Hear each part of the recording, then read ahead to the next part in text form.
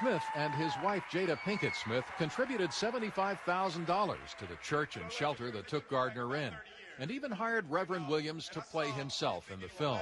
I had to wear a wig. A wig, yeah. Well, no, it's not a wig. It wasn't a wig. What is it? It was a hair augmentation. Oh, yeah. You know what?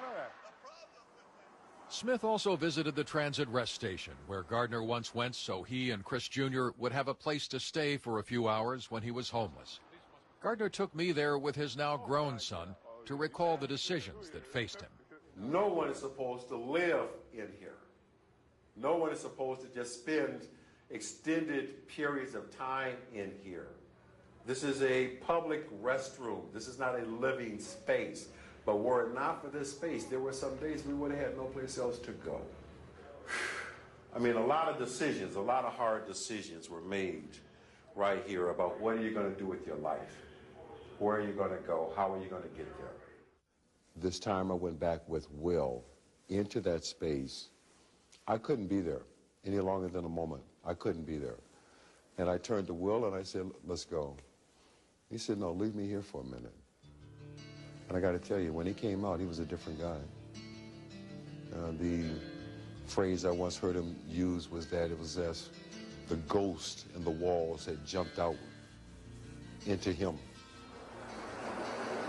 One of the great details in Gardner's story is that when San Francisco's Bay Area Rapid Transit System issued new bonds to raise money a few years ago, one of the underwriters was Chris Gardner's company.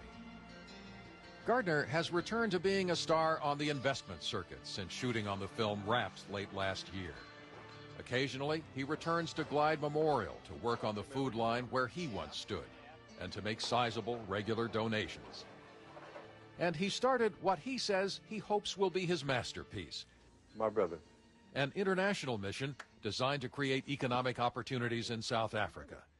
This man, whose own father had abandoned him, found himself carrying his plans into the office of Nelson Mandela.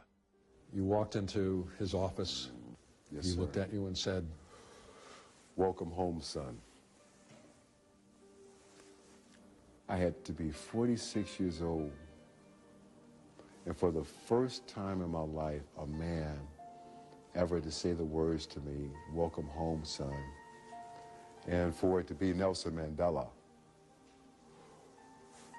I cried. I cried. By now, Gardner has had opportunities to examine his life and see it through the eyes of others that would have been unimaginable only 3 years ago. That time-worn cliche, it's just like a movie script, turned out to be true. Whatever new discoveries he's made about himself, the quote on the front of his book echoes the decision he made when he was still a child, silently promising how he would be different from the stepfather who terrorized him. I hold one thing dearer than all else, he wrote, my commitment to my son. you're a stockbroker by profession. Are you surprised that your story has resonated with so many people? I think my profession is totally secondary to my journey. It's not what I do, and what I do is not who I am. It's the journey. As Maya Angelou once put it, I wouldn't take nothing for my journey now.